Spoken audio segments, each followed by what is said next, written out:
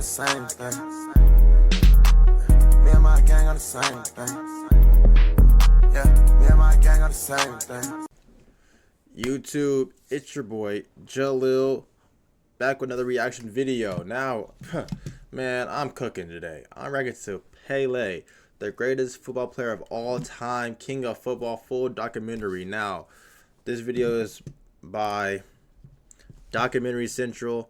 Check their video, like, comment, subscribe. If you got any other people I should react to, comment down below and comment some facts about my man Pelé.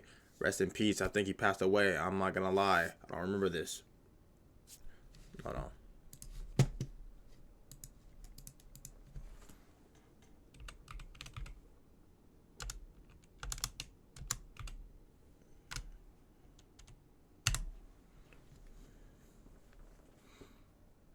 Rest in peace, my boy Pelé. I know he passed away. I was like, hold on, did he pass away? Anyways, let's get it going.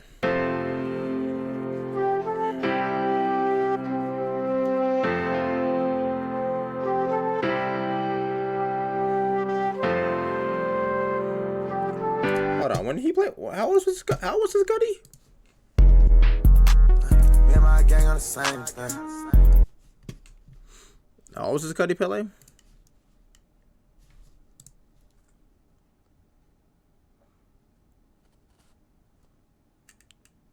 $1940s. Sheesh.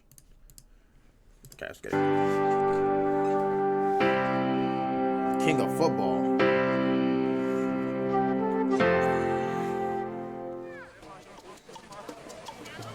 In the world of football, Brazil is the superpower.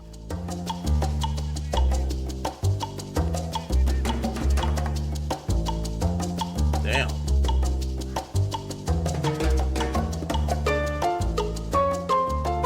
Soccer is actually one of the hardest sports, in my opinion. Thousands turn out just to watch them train.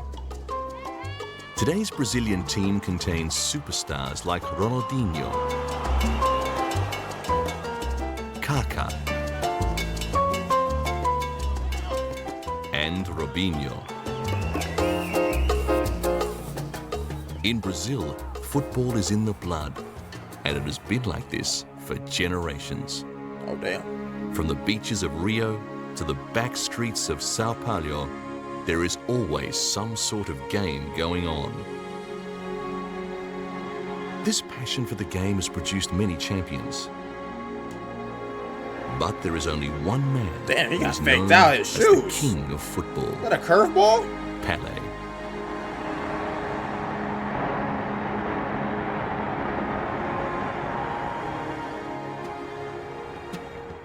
In 1957, in his first full year with Santos, and at the In 1957, in his first full year with Santos, and at the age of 16, Pelé became the Campeonato Paulista's highest scorer.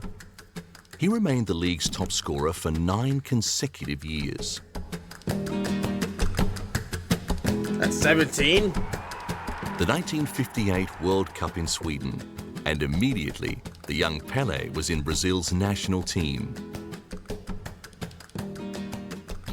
My first World Cup, I was 17 years old, was a beautiful history because 8 years before, Brazil lost for Uruguay, the World Cup in the 50s.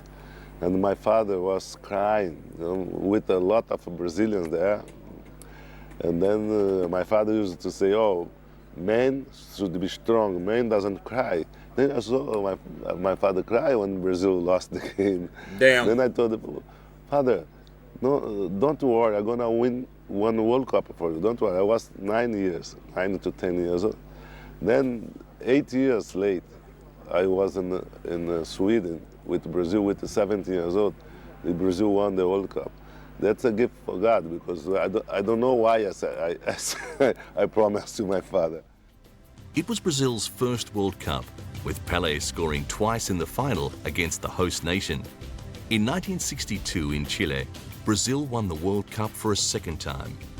By now, Pelé at the age of 21 was an international star, and he was targeted with rough treatment. After scoring in the first game against Mexico, injury limited his contribution. Just 4 months before his World Cup campaign in 1966, Pelé and his new bride, Rosemarie, arrived in Germany. So great was Pelé's international reputation that the couple were dogged by journalists.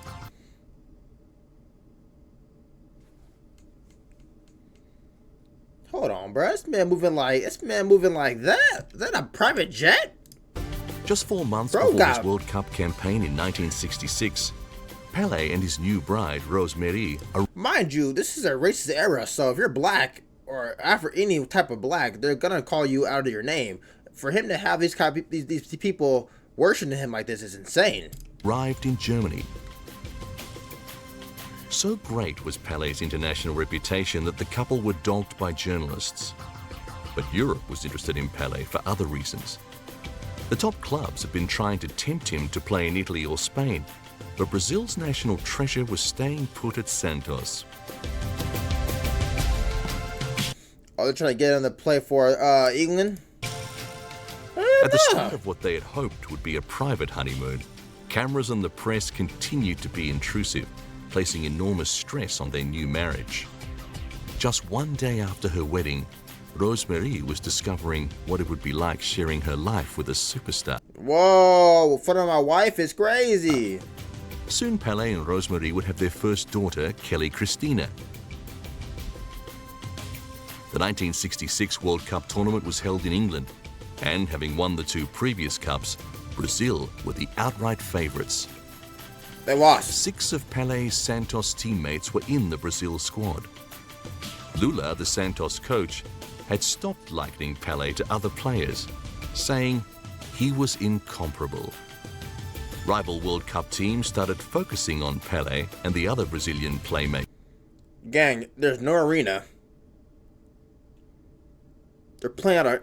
Is this a park? Likening Pelé to other players, saying yo, bro, he was They're playing the World Cup at a freaking playground. Incomparable. Rival World Cup teams started focusing on Pelé and the other Brazilian playmaker, Garrincha. In the group stage, Brazil were defeated by Hungary and Portugal in controversial circumstances. The English referees seemed to miss an unusually large number of fouls to the top Brazilian players. After an incident in the game against Portugal, Pelé limped for the rest of the game. This was before the days of red and yellow cards. Oh, damn. Brazil did not make it beyond the group matches. After the tournament, a disappointed Pelé declared he would not play any more World Cup matches.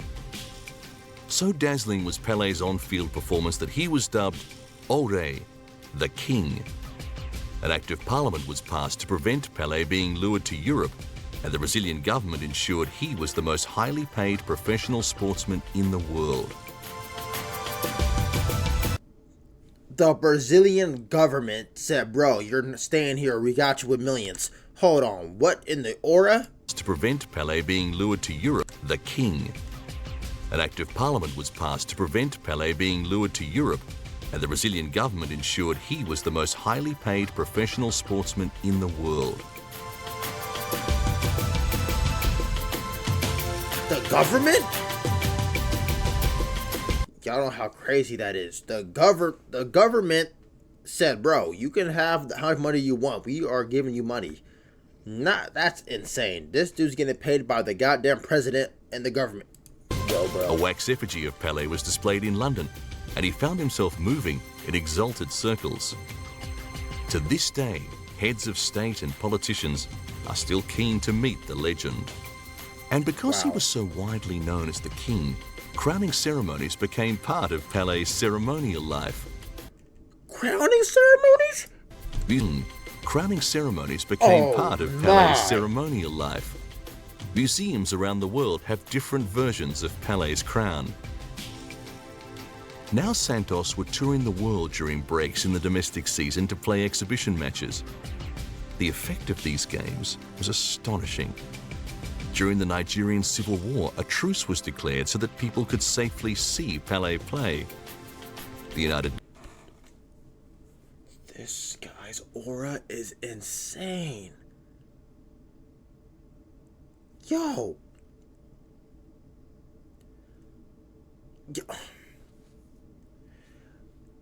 During the Civil War, they said, you know what, guys? F the war. Y'all are good. Y'all can go watch the dude Pelé play soccer. He's so good that they said F the war. You can go do what you want. I don't even care right now. Truce was declared so that people could safely see Pelé play. The United Nations was starting to take notice, especially as Pelé had an affinity with the young. But not all the exhibition matches were triumphs. A friendly game played at El Campan Stadium in Bogota resulted in a melee, with Pelé being sent off. This sparked a riot in the crowd who had come to see Pelé play. Officials sent the referee off and reinstated Pelé.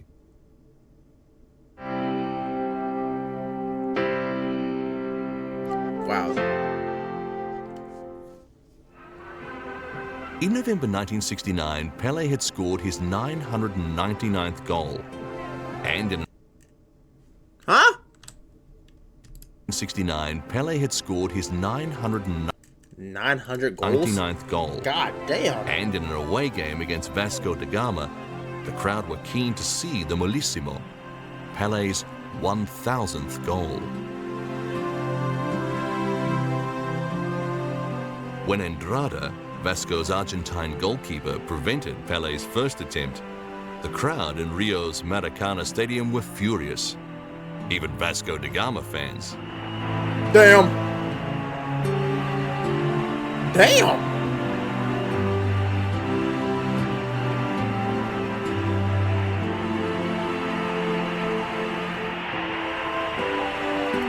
Like, I know it's competitive, but 1,000 goals is crazy. I'll let the man have it. Like, yo, go ahead. Actually, nah. At halftime, Santos were down 1-0, and Pelé remained scoreless. Vasco were desperate to prevent Pelé scoring. I With mean, their full back even heading an own goal to keep Pelé from his record. Scores were now level. But after Pelé was brought down in front of goal, the referee pointed to the spot and history was made. 80,000 fans were jubilant and Pelé was brought. hold on, bro. It's allowed? Wait, you're allowed to have all these people sitting around like this? Pelé was brought down Wait, none of these people are supposed to be in the crowd? in front of goal, the referee pointed to the spot and history was made. That's insane. 80,000 fans were jubilant. Both Vasco and Santos supporters acknowledged the king of football. High fences around the ground prevented spectators invading the pitch, but there were so many journalists and photographers there to record the moment that Pelé was swamped. Across Brazil, people would remember where they were for the Molissimo. Hold on, bro. Hold on. Wait a minute. I have a question. Hold on. Wait, hold on. Was the game over after that? In the second half of 1969, the Brazilian team was back into qualifying matches for the upcoming World Cup. I thought he said he ain't playing World Cups anymore. The final match of the South American qualifying round was against Paraguay in front of a home crowd in the Maracana Stadium. Where? Though Brazil was undefeated in the qualifiers, Paraguay was just one game down, and a loss for the home side would see the two teams on equal points with the need for a playoff match. The crowd of 183,341. The crowd of 183,341 remains a world record attendance for a qualifying game. Brazil would be happy with a draw. 100,000 people in an arena? What? Attendance for a qualifying game. Hold on. Is that even possible?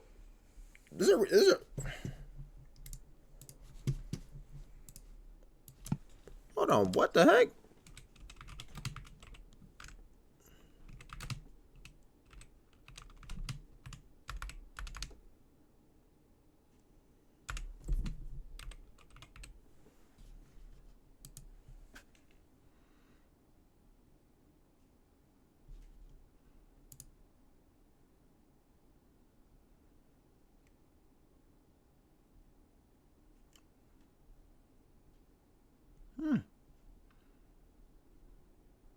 Okay, crazy. This arena's actually, it's actually arenas that hold that many people. I actually didn't know that. That's crazy. Brazil would be happy with a draw, but Paraguay needed to win to force a deciding extra game. At this time, only 16 teams could make it to the finals tournament.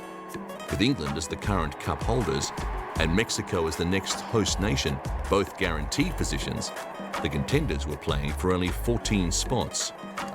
See. At halftime, neither side had managed to score. Damn, guys, score up a goal. As the second half got underway, the light was fading. Finally, in the 78th minute, Gerson on the left made a shot on goal that bounces off the goalkeeper and is put away by Pelé. Damn. Put away by Pelé.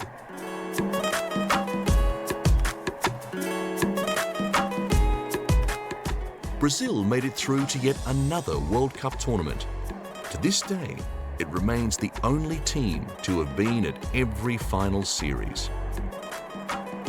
Pelé had shown no sign of following through on his threat not to be involved in the next World Cup, but the whole team was aware that just playing beautiful football may not be enough to get Brazil to the last game. Brazil's 1970 World Cup campaign was headquartered in the Mexican city of Guadalajara. Though Am I tripping? Did he not say, but hold on. He was born 1940. He was 16 when he first played, so 1956? It's 1970. So, how old is this guy? Dude's 30.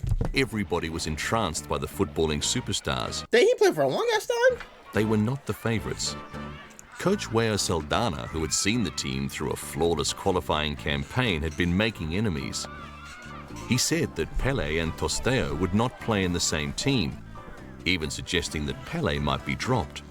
What? But Saldana himself was dropped, and Mario Zagallo found himself in the manager's job. At first he was reluctant to make Bro, trying to drop the best player of all time. I said, bro, get your ass out of here. Mario Zagallo be dropped. Theo would not play in the same team, even suggesting that Pelé might be dropped. But Saldana himself was dropped, and Mario Zagallo found himself in the manager's job. At first he was reluctant to make any changes that would adversely affect public opinion. The turmoil generated by the last-minute coaching changes left the team looking vulnerable. This actually worked to Brazil's advantage. Years later, Pelé discussed the pressure that comes with being the front runner. Normally, I don't like to be the favor, you know, because always when the team is the favorite team to the everyone, they have a problem. I think if the World Cup was today, Brazil has a big chance to win the World Cup because they have a good team. But to be the favor, I don't feel comfortable because every time in my life where I saw the team come to the World Cup as a favorite team, they lost. Mario Zagallo managed to develop a disciplined team that still left room for individual flair. I agree with that take. The world had glimpsed. He's basically saying every time there's a team that everybody says, oh yeah, this team's going to win the whole thing, they always lose because everybody puts so much pressure on the one team to win, so they always lose. I agree with that take, actually. His tactical creativity when, as a player, he changed the role of the midfielder to an attacking player. But it was widely believed that the defense was weak. Hold on, bro. You just An attacking player. This But it was widely crazy. believed Damn. that the defense was weak, and Brazilians had little faith in the squad's goalkeepers.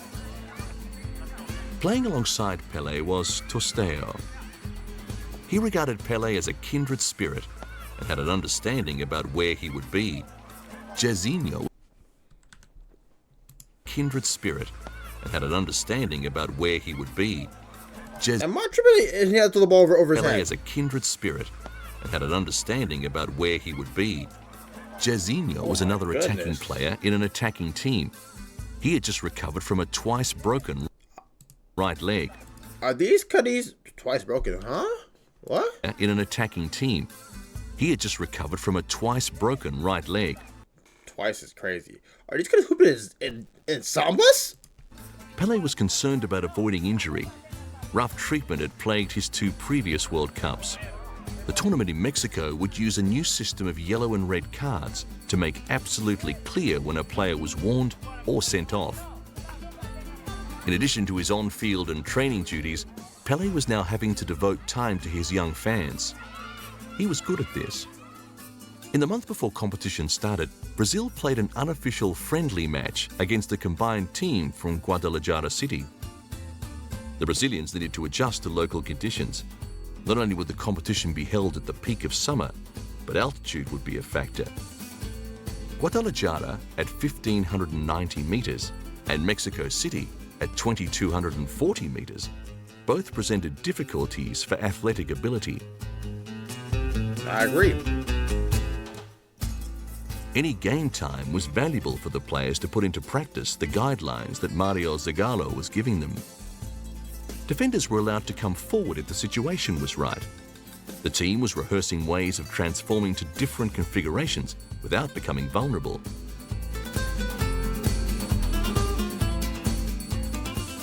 Brazil would be in Group C with Czechoslovakia, Romania, and the big threat England, the defending champions.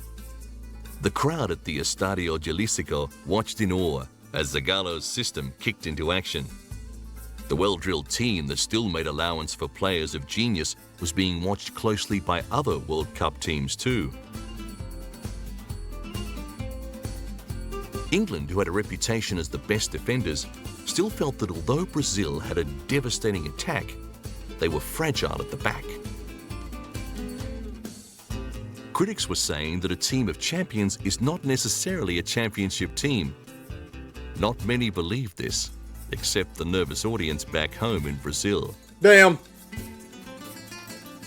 In the end, no one was surprised that Guadalajara City went down to Brazil 3-0, with Rivelino, Clodoaldo, and Pelé all scoring goals.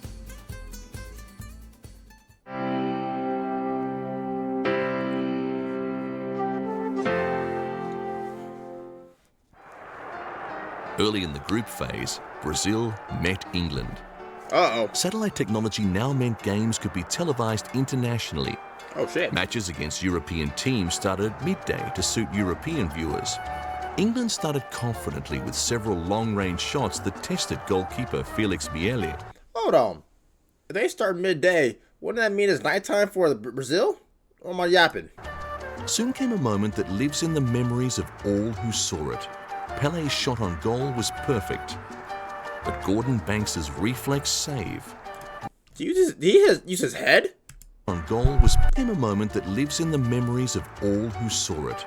Pelé's shot on goal was perfect, but Gordon Banks's reflex save was better. Then at the other end, Lee's header was saved. Yeah, damn. Then at the other end, Lee's header was saved. Damn, kicked my gun in the face. As the game progressed, the temperature rose to 37 degrees. Oh, okay. It was an accident. He apologized for it. Okay. Because of the early start, FIFA had agreed to a new substitution rule for players without injury. Both sides were fierce in attack, but in the second half, the heat was causing England to wilt. At the 100-minute mark, everything changed. Tosteo passed to Pelé, who passed to Jairzinho. Brazil's supporters in the Estadio Jalisco went wild. England had been regarded as their strongest opponent.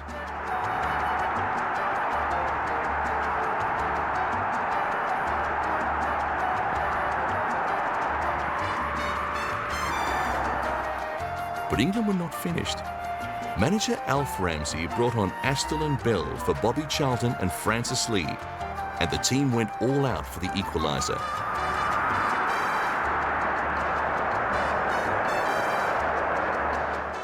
Though they had chances, England just kept shooting wide. Brazil kept trying for some insurance, but in the end, Jairzinho's goal was the only score. Wow. In the final, Brazil dominated against a tired Italy. they triumphed 4-1.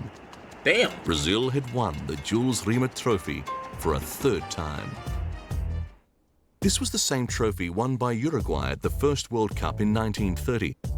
The winner's name was inscribed at the base, and the statuette was held until the next tournament. But the charter stated that any nation winning it 3 times would get to keep it.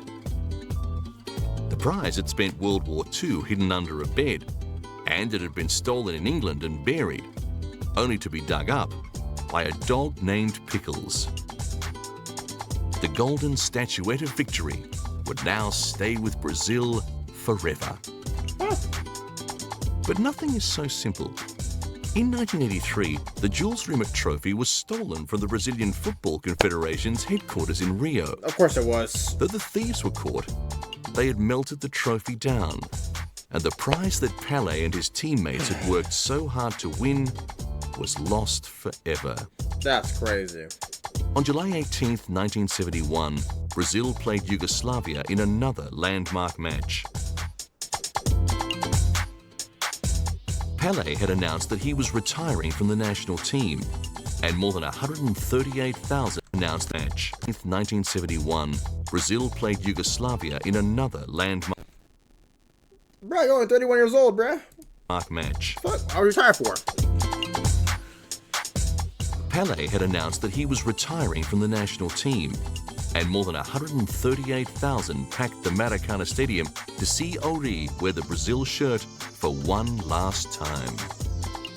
During his long career, Pelé had set many records, but this was different. The outcome of the match was unimportant, though Brazilians assumed that their team would win. Yugoslavia was a worthy opponent. The nation had fielded a World Cup team for the first competition in 1930, and at that time they had performed well in 5 World Cup tournaments. Okay. But the sight of the legendary number 10 jersey on the field was irresistible. The Yugoslavs certainly knew they were in hostile Hey, Messi number 10? Hold on. territory.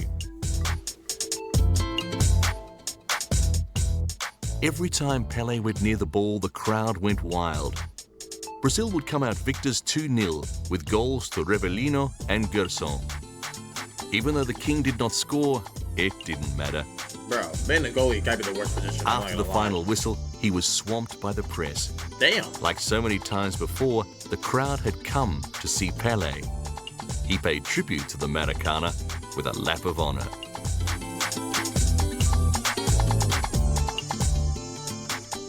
It was said that he couldn't score because of the tears in his eyes.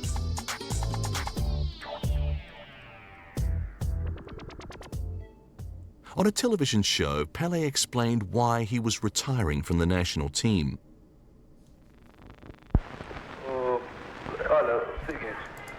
So everything's in color besides this? Okay, buddy. A gente deve saber quando parar, né? E eu dei tudo mesmo na minha vida ao futebol brasileiro, à seleção brasileira. E entendi que agora, depois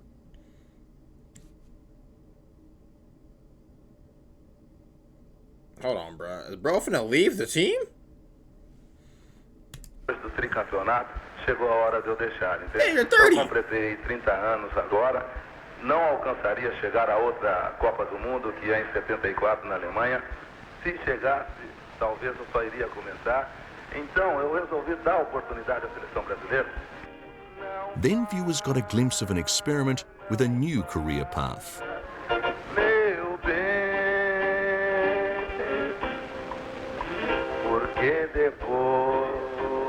porque depois, perdão não. Oh, he's trying to become a singer. Okay.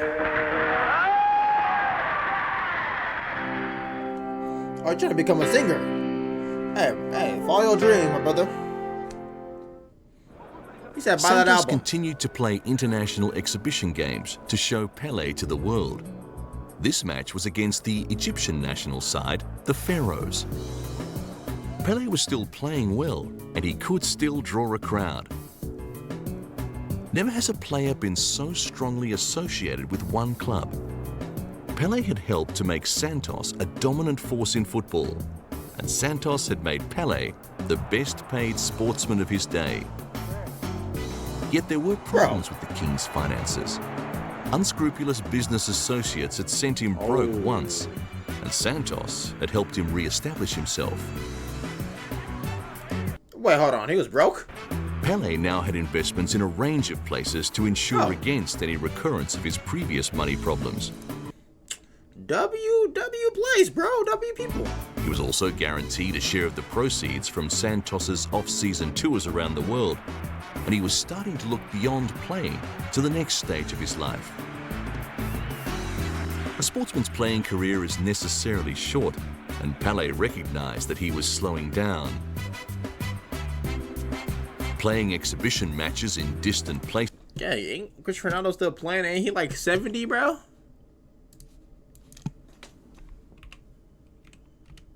Hold on, bro. How old is Ronaldo, bro?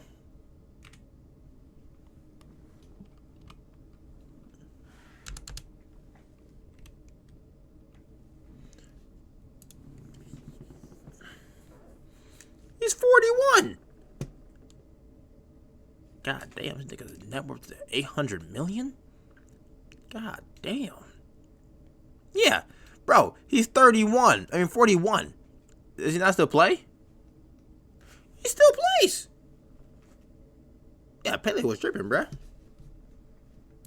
Pelé could have definitely keep playing. This was one thing, but he did not want his adoring public in Brazil to see him struggling against quality opposition. When Pelé joined them, Santos was struggling, but thanks to him, the club had built a solid base. Today, it remains a force in Brazilian football. Wow. Santos beat the Pharaohs 5-0. One of Santos's more interesting exhibition games was against the Chicago All-Stars from the newly formed North American Soccer League. The Latino community had turned out in force to see their hero, and he didn't let them down. The game was an eye-opener for all concerned. Though the crowd of 14,000 was small by Brazilian standards, it was beyond anything that the organizers had hoped for, and the rockstar response that Pelé got made Americans sit up and take notice. Head of the NASL was Phil Woosnam, a former West Well, I'm confused. Is he still playing for Brazil or not? Ham United player. He needed stars like Pelé to lift the profile of soccer in the US, and he made the king a lucrative offer. But Pelé was now looking toward retirement and declined. He would not finish his career playing on AstroTurf. Damn. To avoid being mobbed, Pelé was summoned from the field early. Santos won 5-1. Mobbed is crazy. After Pelé finally retired from Santos in 1973, he started on a project that remains close Bro, he's 33 years old. to his heart to this day. He began a series of training clinics around the world. He said, "I want to bring soccer to the countries where it is undeveloped." He was passionate about this, and he knew his fame would attract big numbers. This skills and fitness session at the old Empire Stadium in the Maltese capital Valletta drew not just boys wanting to learn from the master, but there were several camera crews, and the seats were full. This emphasis on fitness had been important to Pelé's success. After receiving injuries early in both the 1962 and 1966 World Cup campaigns, he had to focus on regaining his full capacity via specially tailored exercises. But he understood that front-runners would also get more injuries, many of them not accidental. Being fitter than your opponent meant that you had a better chance of avoiding damaging situations on the field. Bro, this guy got so much aura. He got people watching. This could he train young soccer players. This is crazy. Though skills work with young players became a theme in Pelé's life, he was about to confront new difficulties that would change his plans.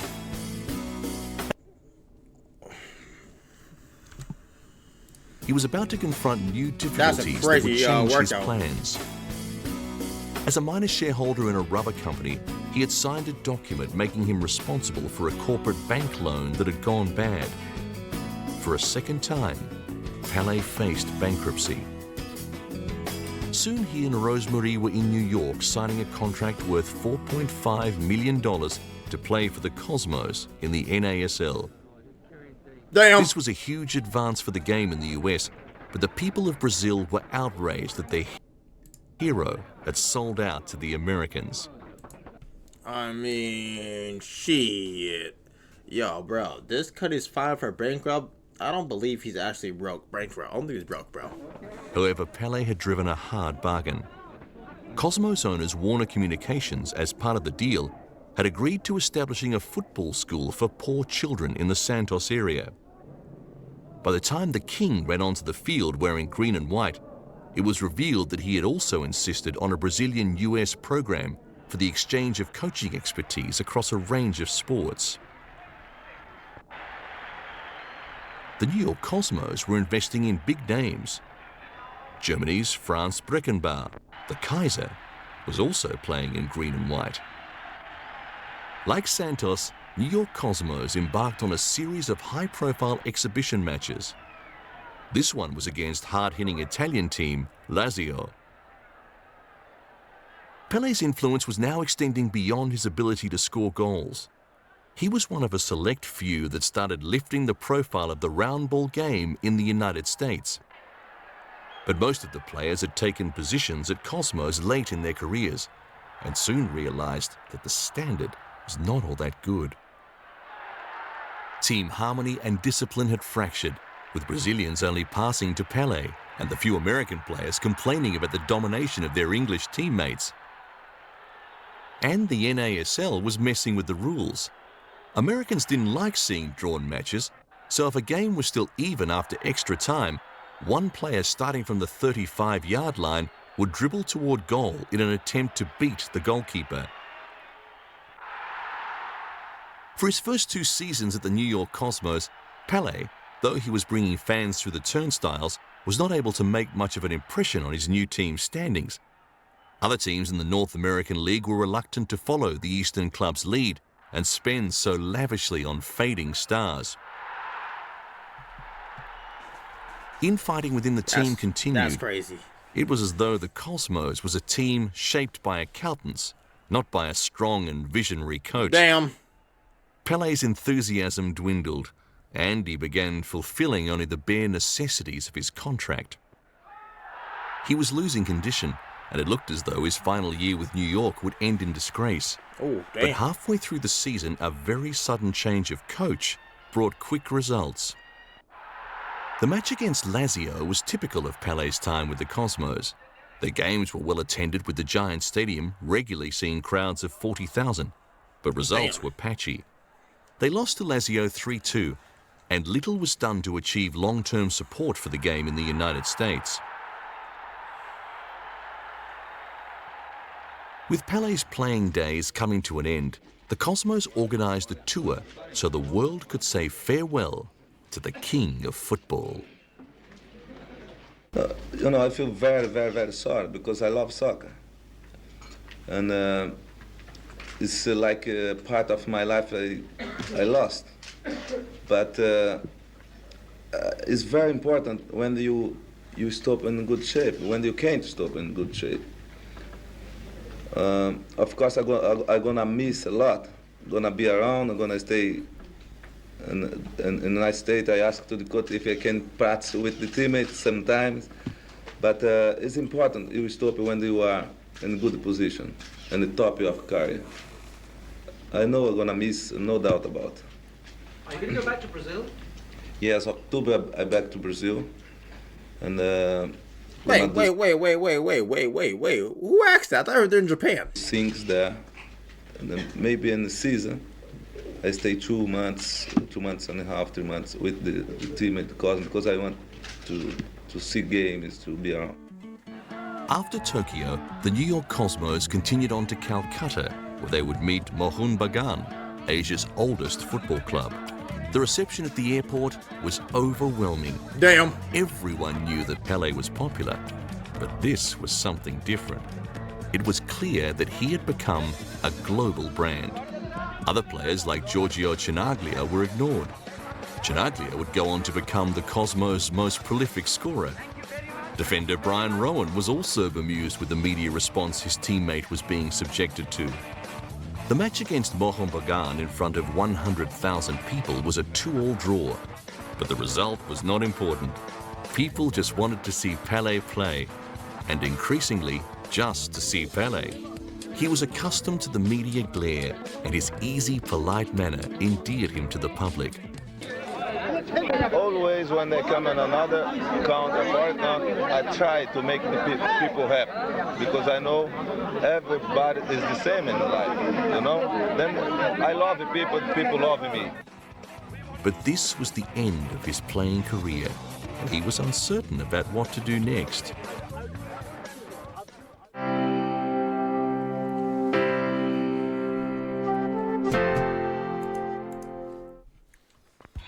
In conjunction with soft drink maker Pepsi, he embarked on a series of youth clinics to nurture talent in economically deprived parts of the world where plentiful talent was limited by lack of opportunity.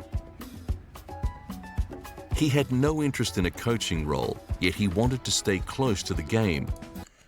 Yo, bro, I'm still shocked that people are coming to see him train people, bro. He had been a generous contributor to children's charities, and this type of work allowed him to combine his humanitarian concerns with his passion for football. Oh, damn. Although Pelé still described himself as a simple country boy, others saw him very differently.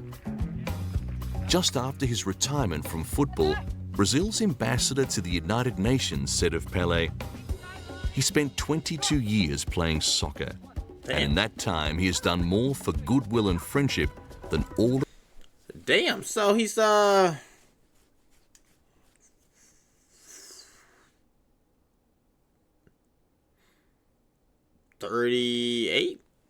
of the ambassadors ever appointed. This is 1978. Though he had re-established his financial security, he could not forget his humble origins and was keen to help young people find a way out of poverty.